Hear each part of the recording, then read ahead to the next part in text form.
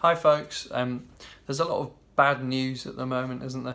I don't know if you're feeling that at the moment. There's just a lot of bad news. Of course, on the news itself, there's a lot of bad news going around. But just for many of us in our day-to-day lives, on top of all that that's going on, the bigger picture, if you like, there's just been some really hard things to deal with, some bad news for us as well. Some of that's related to the news and some of that's not, but we can feel swamped and overwhelmed sometimes, can't we, with bad news? And of course, if we look around, we'll find good news. There will be good things that will happen. There always are. It's always a messy mix, isn't it? Life is a messy mix of good and bad news and everything in between.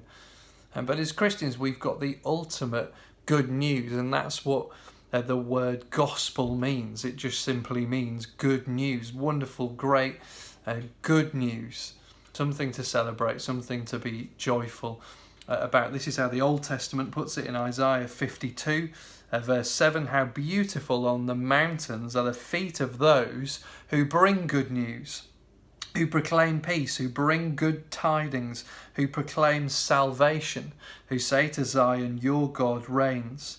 Listen, your watchmen lift up their voices. Together they shout for joy.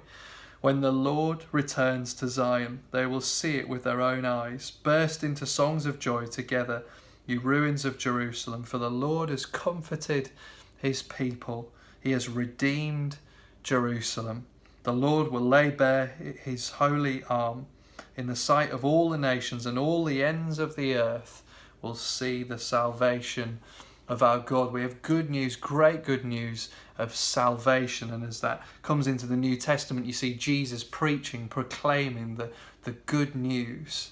And what is this good news? Well, it's a message about how we can be made right with the God who made us, how we can be saved. And that is the ultimate good news that we have today, whatever else today may throw at us.